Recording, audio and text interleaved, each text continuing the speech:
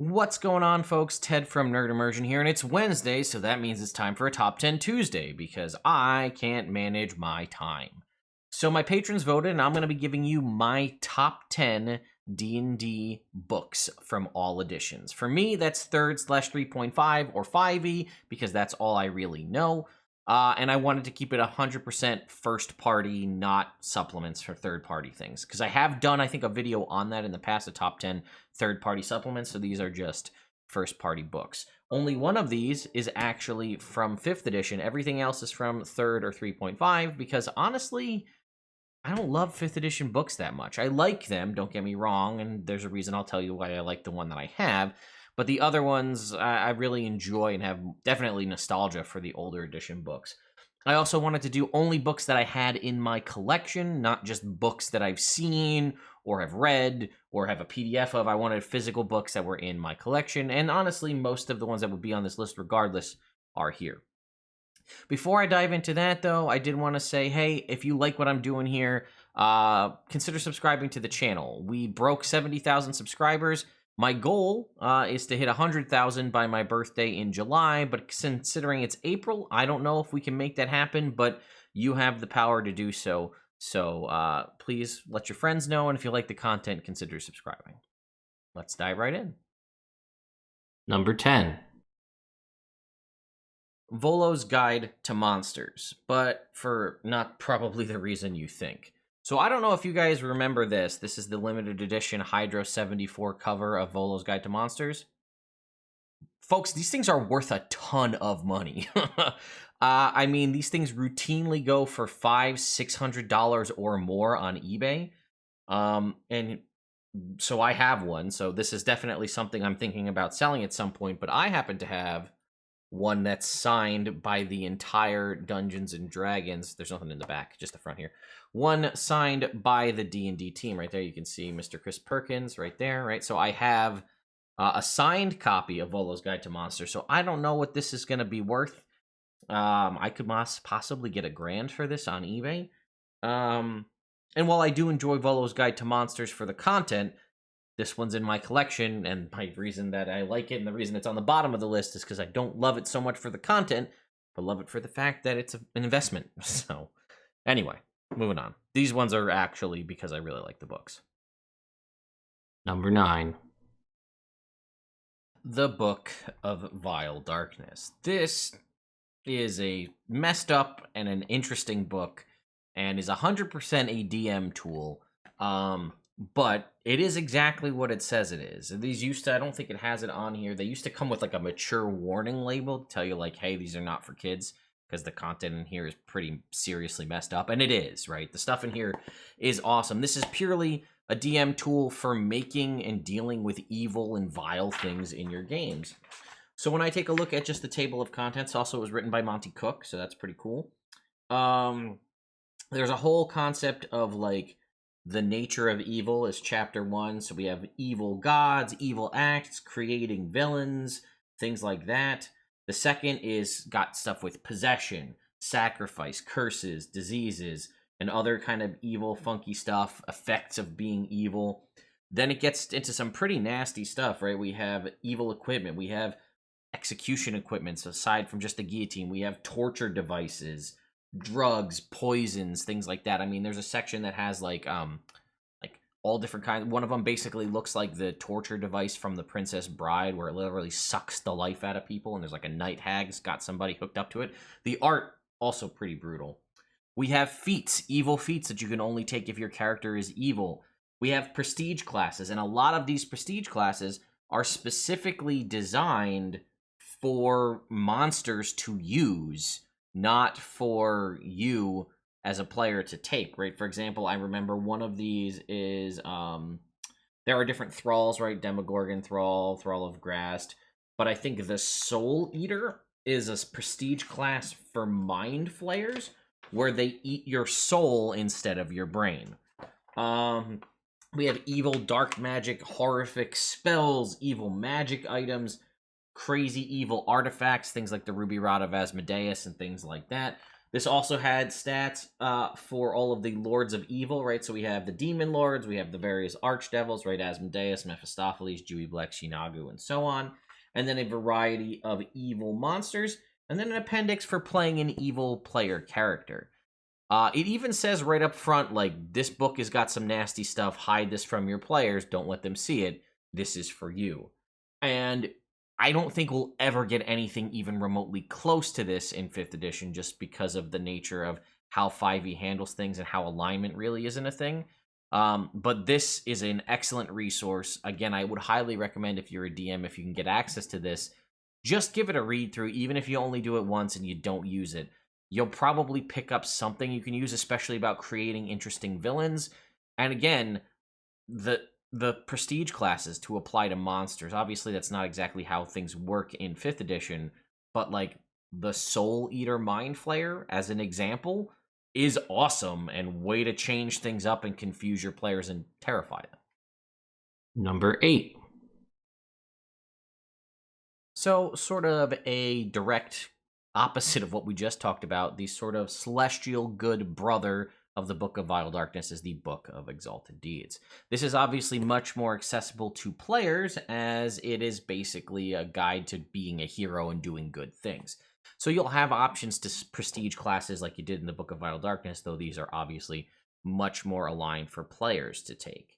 And I really like this book because it truly dives into what it means to be a hero and the different sort of archetypes of heroes.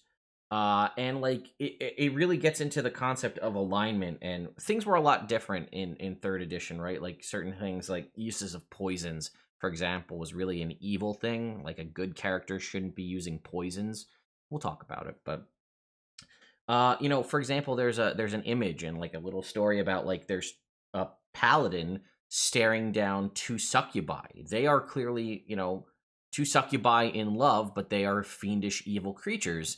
Does the paladin honor love and let them live, or strike them down as they are evil? That kind of a conundrum. And, obviously not to great detail, but that is discussed in here. There's also the concept of redemption, right? Redeeming evil characters, villains, and things like that. How does that go about it? They show, like, one of the archetypes here is a redeemed villain, and it's a mind flayer, right? Like that, they're usually wholly evil, but this guy, it looks like he might be on the side of good. So that's pretty cool. We also see things with channeling. We see exorcisms, heroic sacrifice and martyrdom, taking mercy, taking prisoners, things like that. There's the concept of achieving sainthood, right? If you're a high cleric or something, or paladin, maybe you can go above and beyond and become a saint, and there's how you do that. There is a variety of different sanctified weapons and things, and one thing I thought that was really interesting was that concept that I just told you of how poisons and diseases and things like that were considered evil things to use in 3rd edition. So like a good character couldn't really use poison because that was something that only evil characters would use. But they had an answer to that, and they were called ravages and afflictions, were basically the equivalency of poisons and diseases. So it says, besides the curative abilities of clerics and paladins, the powers of good have their own answer to poison and disease. Ravages and afflictions, magical traumas that turn the moral corruption of evil creatures into physical corruption that racks their bodies. Ravages and afflictions affect only evil creatures and are particularly debilitating to evil outsiders. That means like things from other planes. Despite the immunity to poison that is common among those creatures. Ravages function in a manner similar to poisons, dealing ability damage or even ability drain when the target is exposed to them through inhalation, injury, or ingestion. Afflictions work more like diseases, dealing their ability damage after a certain incubation period and ongoing basis until the victim is cured, and there's a beholder being afflicted by some sort of ravage. So that was a really cool concept. It has a bunch of exalted feats and the concept of vows. This was another thing, right? You could undergo different vows and they could give you long-lasting things. Like you could take the vow of poverty, for example, was a common one a lot of people took, where your character couldn't own material possessions, but in doing so, you got benefits basically at every level. It was a common thing that a lot of people would take as a monk because you were pretty much unarmored and not necessarily wielding weapons anyway. It would boost your armor class and all of these different abilities and things as you leveled up but foregoing all forms of possession and monetary wealth. There's also an oath of obedience, a vow of obedience, a vow of peace, a vow of purity, a vow of nonviolence, a vow of abstinence, a vow of chastity, and you would do a thing, you would get a benefit, and then certain things would happen, right? So a vow of abstinence would give you a +4 bonus on all fortitude saves versus poison and drugs. So that'd be like a bonus to your constitution saving throws versus poison and disease. The vow of chastity would give you a +4 bonus to basically say wisdom saving throws for charm effects, things like that. Some of them were more intense, some of them less intense. Let's see, we had a whole bunch of prestige classes, obviously divine-based prestige classes. We had new magics, new spells and things. We had the concept of becoming a celestial paragon for different things, and becoming kind of like a paragon of a plane or of law of chaos or good or evil. A whole bunch of celestial monsters. The moon dog kind of being one of my favorite, which is just like the goodest boy. We had an index of different celestial creatures across all of the different D&D books, so we could go back and find them at ease. And yeah, that was pretty much it. Either way, super awesome. Another great resource if you have a lot of divine-based characters in your game, whether they be clerics, paladins, or otherwise. I highly recommend you take a look at this book, as you might find some interesting things you can use to suffuse your game. Number 7. Libris Mortis, the Book of the Dead. This was one of several books towards the end, I think it was towards the end of 3rd or 3.5, where they were basically releasing books like this for all of the different monster types. So this was the Book of the Undead. There was Lords of Madness, which was a book of aberrations. I think there was a book about fiends as well. There's the Draconomicon and all this other stuff. But these were really interesting because they dove into like the physiology and some of like the mechanics and things regarding different creatures. So I only happen to have Libris Mortis, and it was one that I took because it had a lot of interest, or that I picked up because it was one that had a lot of interesting feats and stuff about it. And I'll talk about those in a sec. But the whole first chapter is undead physiology, undead metabolism, propagation, development, senses, their psychology and their outlook on life, their society, undead religion, like a decent amount of stuff to talk about the different gods that undead might worship, their defensive tactics, special weapons they might use. Very interesting stuff. Then chapter 2 is all about character options, and it has a bunch of different feats, but then it has a whole section about having undead in the party, which not really a huge thing in 5th edition, although maybe with the Ravenloft stuff, maybe more so. But they would go over the different concepts of what the benefits were, right? In 3rd edition, undead couldn't be healed by healing magic, but they could be healed by necrotic damage, essentially. So that was a concept. And there were feats you could take, one specifically called, I think, Tomb Tainted Soul, which basically gave you that benefit, right? You were no longer healed by healing magic, but you were healed by negative energy, necrotic damage. So if the whole party took that, even if there was only one undead in the party, then everybody could benefit from that. And there were different things, like you could have a whole series of, if you wanted to play a necromancer, this was the book for you, because it had all sorts of feats and things, like things you create. The undead you make could explode, like a death nova when they die, dealing negative energy damage, which if your whole party had the thing where they heal from it and the enemies don't, then you guys just got self-healing every time. You could kill one of your summoned minions to just boost up your own HP. And then they also had sections for adding monster classes, right, to the different undead monsters. We had a variety of different prestige classes, Pale Master being one of the primary really good necromancers, as was the true necromancer. And then they had prestige classes for undead, right, Tomb Warden, Master Vampire, and so on. We had a variety of different undead-themed spells, which were pretty interesting. Different undead equipment. Again, similar to what we talked about with afflictions and ravages, we had positoxins, which were poisons that were basically made from holy water and suffused with magical energy, because undead, as we know, are typically immune, or almost always immune, to poison damage. So these were positoxins positively charged holy water-based poisons that you could afflict undead with. And I realize this sounds like a lot probably to you 5th edition players, but like this is the level of detail we'd get in these books in 3.5 where we could have like that's why we had books that just summed up other books because there were so many. But I miss this shit. This is my jam. I love this kind of amazing detail you could dive into for all of this kind of stuff. We had a ton of new monsters.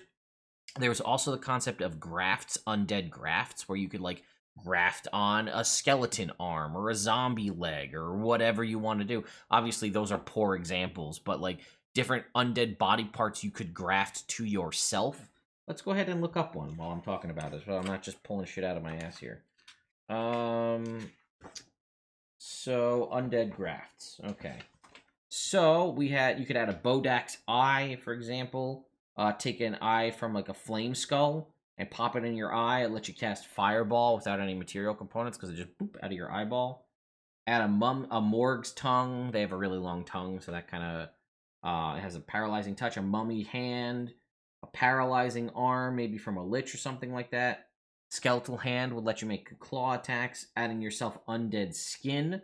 Again, undead were kind of immune to critical hits or had a reduced chance of getting critical hits in 3.5, so grafting undead skin into your body actually might have made it hard for the DM to crit you.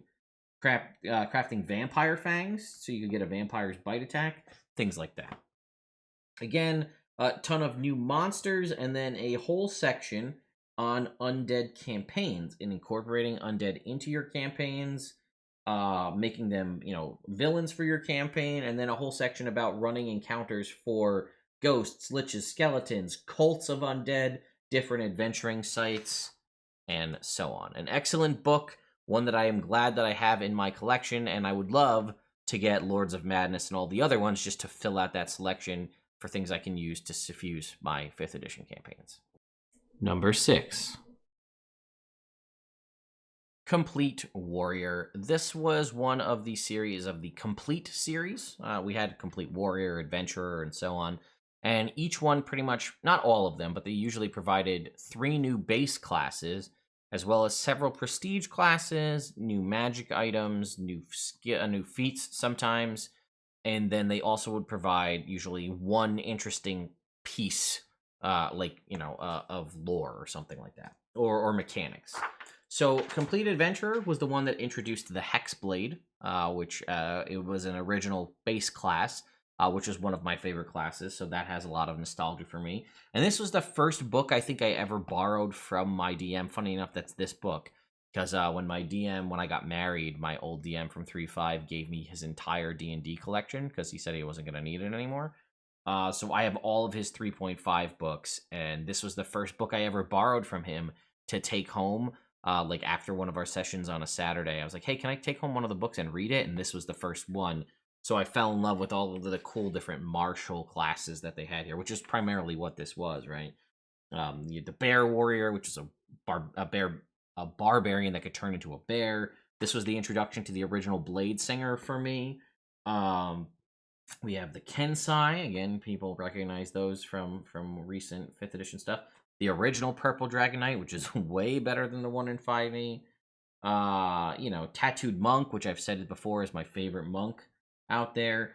We had a bunch of different feat options. We had a whole section on warfare, which I thought was really interesting, about fantasy warfare, jousting, gladiatorial matches, how to do archery contests, how to do conjurer's chests, like a whole bunch of fun little things you could do. New magic items, different organizations for warriors in a campaign, how to deal with deities and warriors, kind of warriors bonding with their weapons. We also had a section on variant rules to do paladins and rangers without spellcasting, to give them supplements instead of that. Again, this just has a lot of nostalgia value for me. And like these art, I remember all the art in here vividly. There's a lot of really good classes in here too. That use the Master Thrower. I've mentioned that one before in the past. A lot of these you could take and transfer over parts of it to 5th edition. But yeah, I love this book. All about the feats were awesome. Again, I think I even referenced some of these in my. Oh, here's an improved familiar. Get yourself a beefier familiar for your 3.5e game. I don't know. I just love this book. It has a lot of nostalgia for me, but the sections about being a warrior and giving Marshall some cool stuff. A lot of this I feel like was overshadowed by Tome of Battle coming out much later on, but this was one of the originals. Number 5. Player's Handbook 2, back when Wizards of the Coast wasn't afraid to just make sequels to books by calling them whatever they were and adding the number 2 after the fact. So this book is interesting because we had the original Player's Handbook, but what could you put in a Player's Handbook 2? Well, let's expand on the stuff we covered in Player's Handbook 1. Not only are we going to get 4 new classes, the Beguiler, the Dragon Shaman, which I've often touted as one of my favorite classes, the Duskblade, and the Knight. The Knight now kind of become sort of the Cavalier in the fighter subclasses. We also had a bunch of stuff about expanding all of the existing classes, which, if I were to take a look at it, it was basically options to remove basically a class feature in place of something else. So if I were to say, look at the Barbarian, it would give you different themes for your character, right? It would say, here's a theme: fearless, tattooed, and what your different tattoos could mean. And each one would give you at least one little benefit. So this one was Berserker Strength. And it was, if you select this class feature, you don't gain rage, and then you get a different benefit. When your hit points are below a certain thing, you get a boost to your strength, rather than having a rage that you could enter. For the Bard, it was Bardic Knack, which was one that I feel like a lot of people ended up taking, which was you do not get Bardic Knowledge, but instead, when you make a skill check, you can use half your Bard level rounded up in place of the number of ranks in the skill. This basically is the precursor to Jack of all trades, as the Bards have it now. And let's see, Clerics had spontaneous domain casting. You would lose the opportunity to spontaneously, this is going to be hard for a lot of people to understand, so I won't go into it, but you could spontaneously cast your domain spells as opposed to cure wounds or inflict wounds.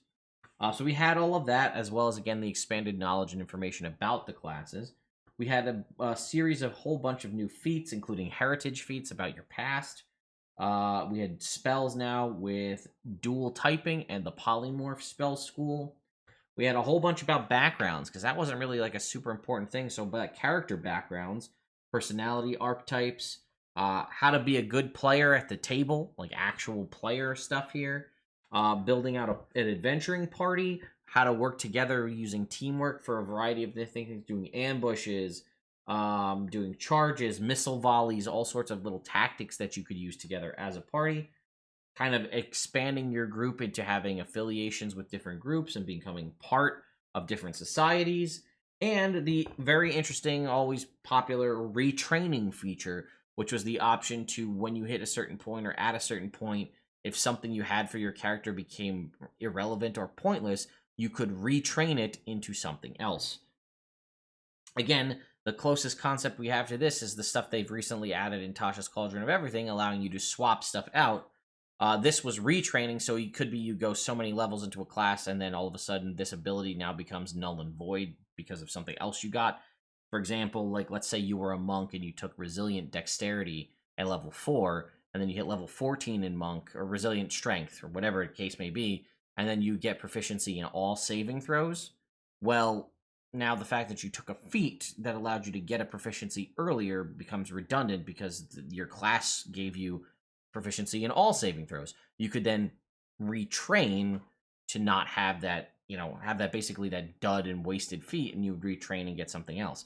This obviously could exist in 5th edition if your DM will allow you to do it, but it also had the concept of rebuilding, swapping out your ability scores, and then also the concept of using quests and undergoing quests to allow your characters to have that. And it actually has some sample quests for, like, hey, I would really like to retrain, redo my ability scores. I really messed it up. I didn't know what I was doing when I started. You could undergo different quests they had designed here to kind of allow that, to make it an in-universe reason for why your characters could swap that around. Number 4. Dragon Magic. No surprise, dragon is half of the name of the game, so there was a bunch of things about dragons back in 3.5. We had dragon magic, races of the dragons, Draconomicon, and so on. So I personally love this one as it introduces another one of my favorite classes, the Dragonfire Adept.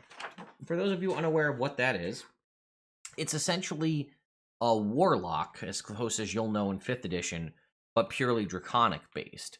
It would have draconic invocations as opposed to eldritch invocations, and basically in place of a eldritch blast type situation, it had a breath weapon, and that was kind of the trade-off.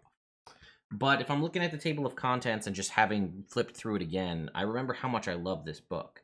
So we had a whole section in the beginning about feats, and they were a variety of draconic feats, more or less kind of racial feats, like you could take something, I think it was called Dragon Touched, which basically allowed you to be considered a dragon for the purposes of gaining access to these feats. But what kind of lineage did you have? Did you have red dragon lineage, silver dragon lineage, and that could do different things for you?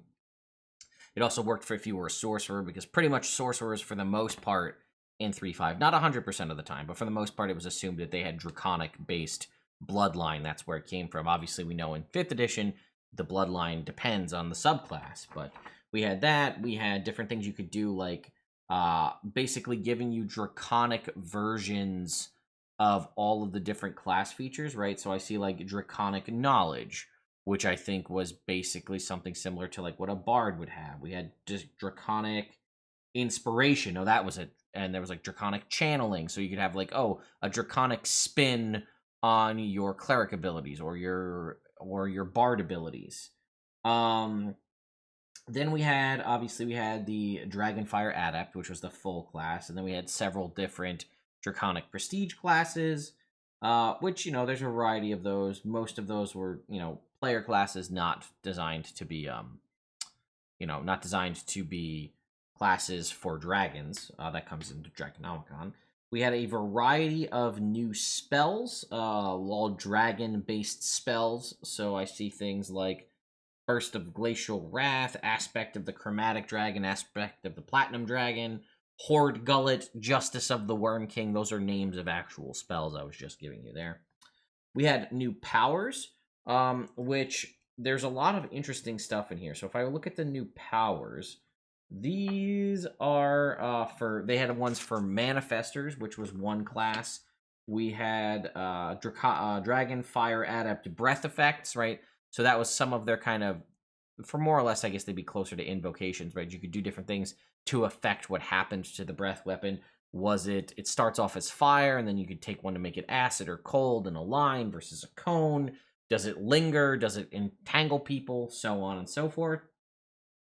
Again, we had those invocations. We had specific invocations for warlocks, soul melds for your psionic folks, vestiges for your binders, which was another class, draconic auras, which could be used in some cases by the Dragonfire Adept, but primarily for the dragon shaman that we mentioned.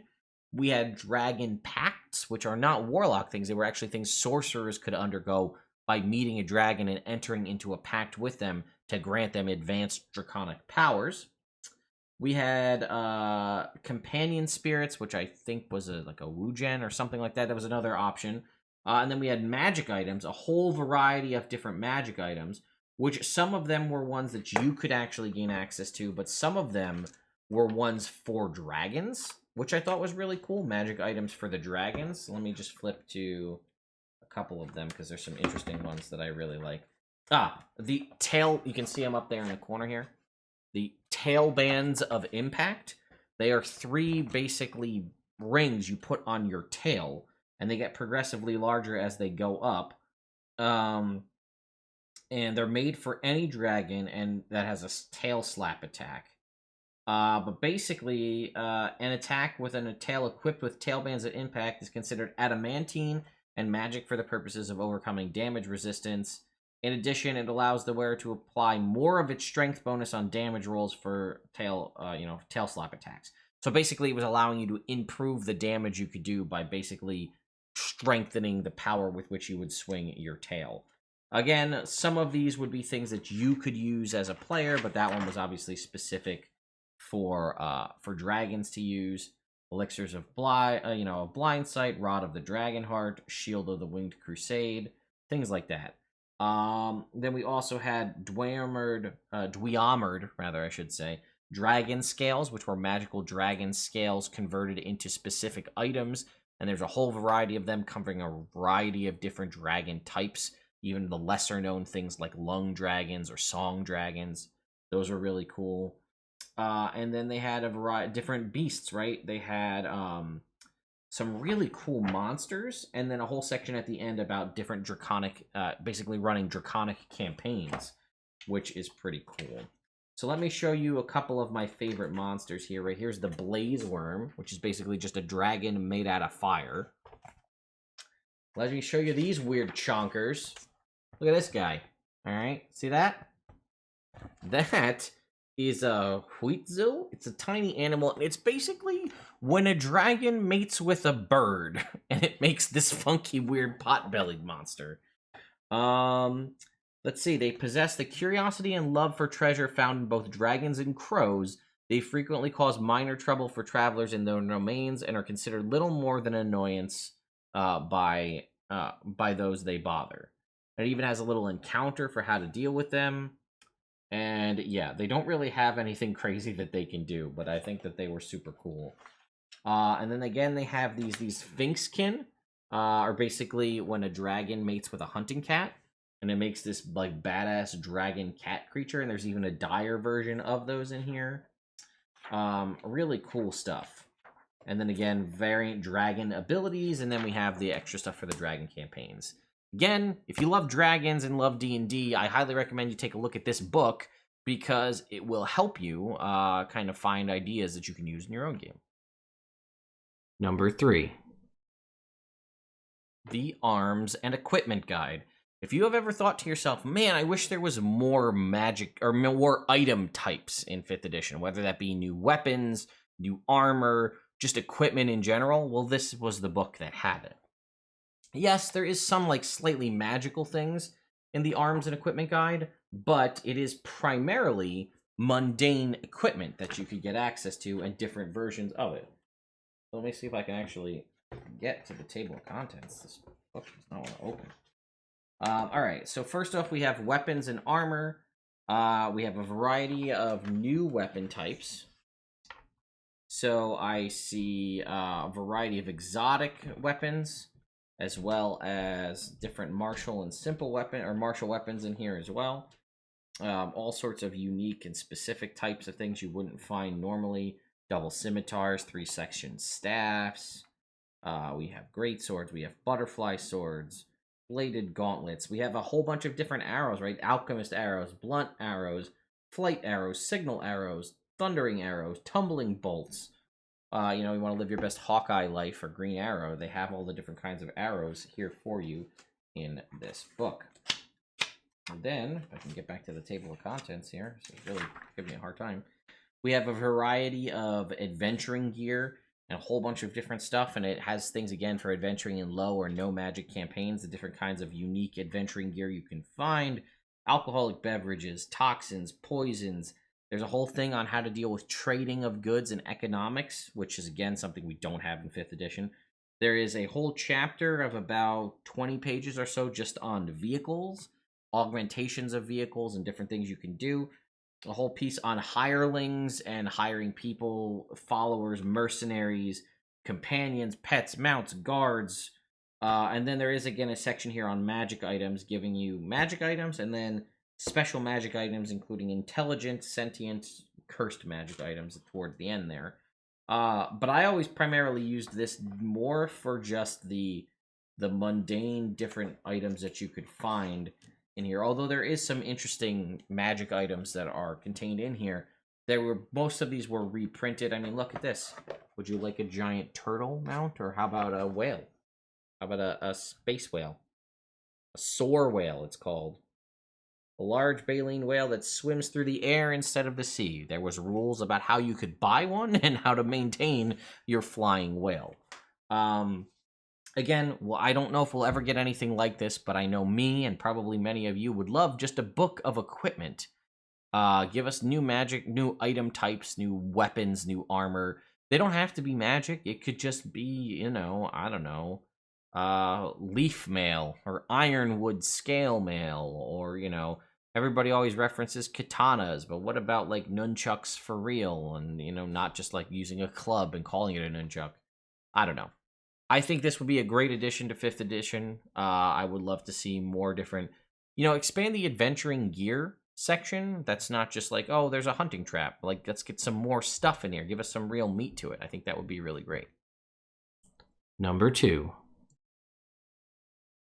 I've referenced it several times already, but Draconomicon, the Book of Dragons.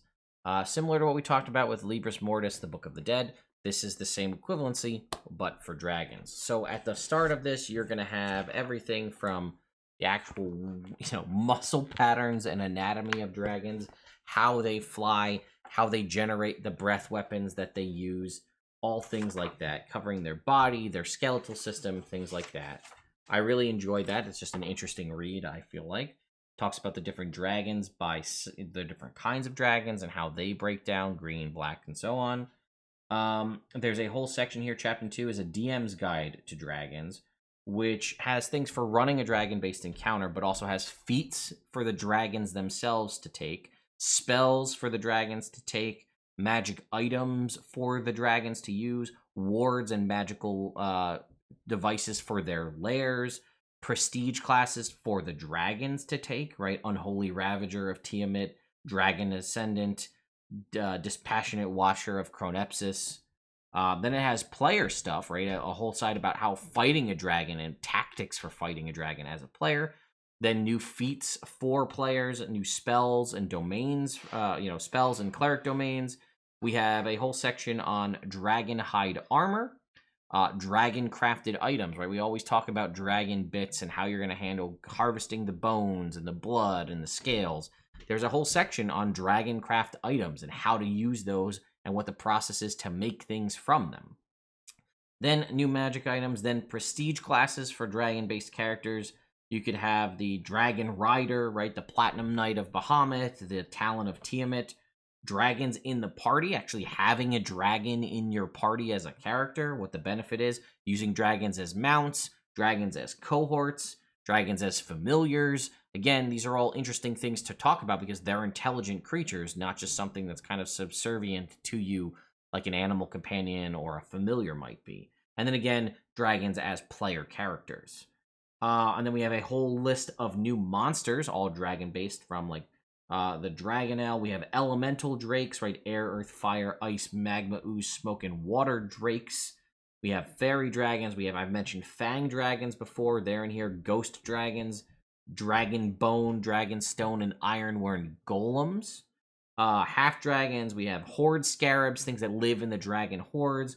We have land worms from a variety of different things. We have different planar dragons, battle dragons, chaos dragon, ethereal dragon, howling dragon, oceanus dragon, pyroclastic dragon, radiant dragon, rust dragon, Styxian dragon, Tartarian dragon, the shadow dragon, a skeletal dragon, a zombie dragon, a vampire dragon. These are crazy things, right? You might think undead zombie dragon, you might think shadow dragon.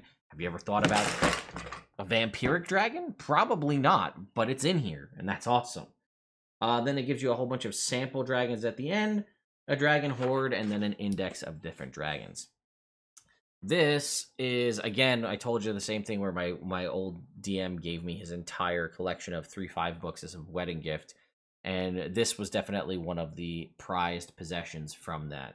And I love this book, and given recent 5th edition stuff, the only reason the other book that edged out for number 1 is just because of the way things are handled in 5e. Otherwise, this is it's pretty much a tie between 2 and 1.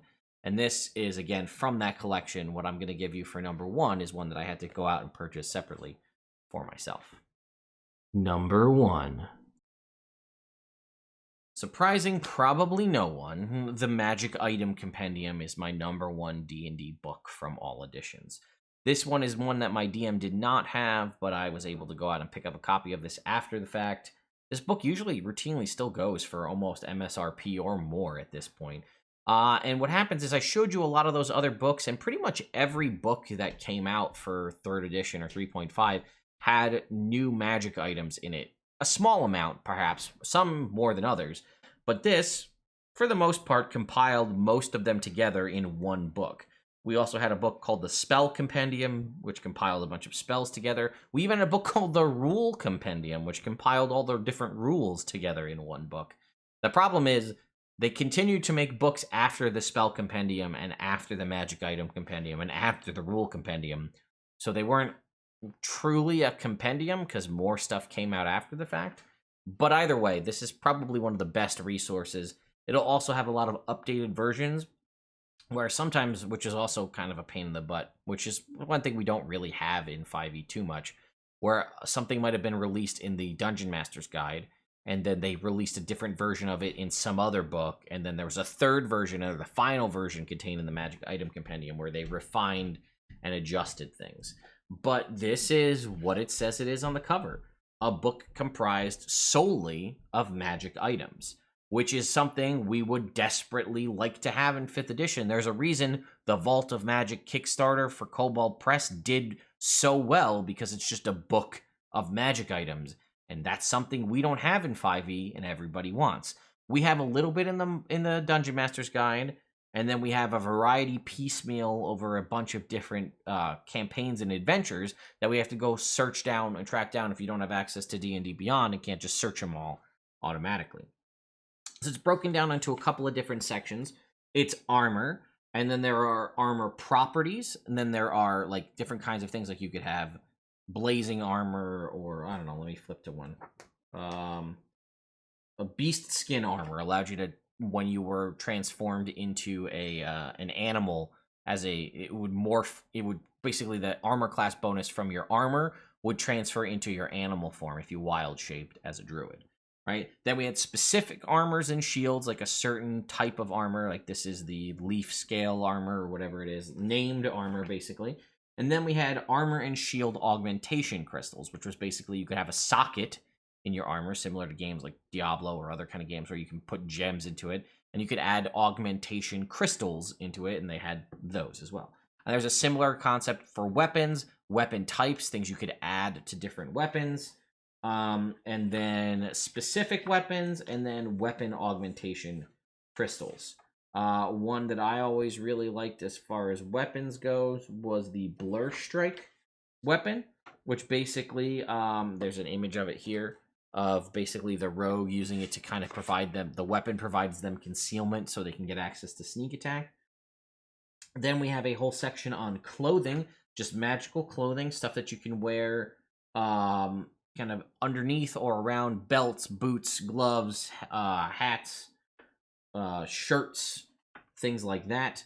Then we have tools, magical tools, starting on page 149.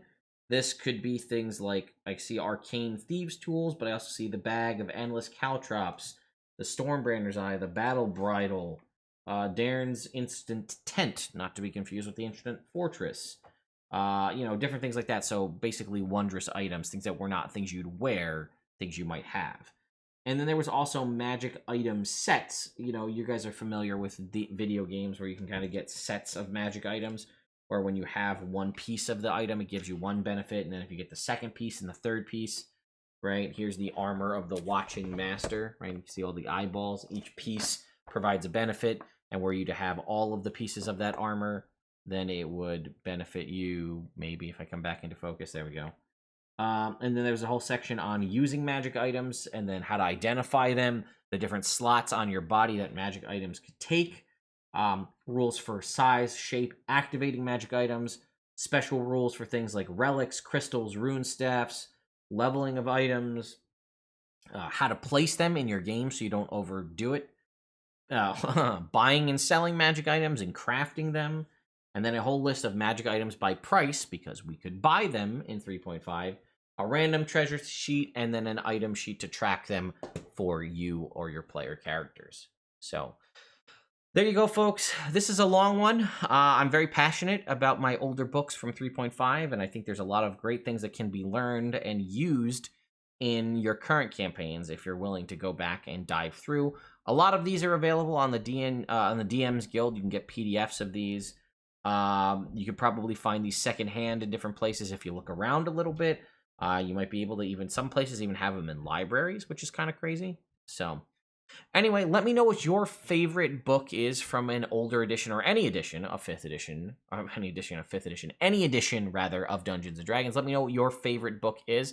Did I cover it on my list or is it something else? Thank you again to my patrons over on Patreon for continuing to support me and the channel and voting for today's topic. My giveaway for Candlekeep Mysteries is still going on for another, pretty much the end of tonight, I think. So you might want to jump on that before it runs out. And thank you all so much for watching. And I'll see you next time.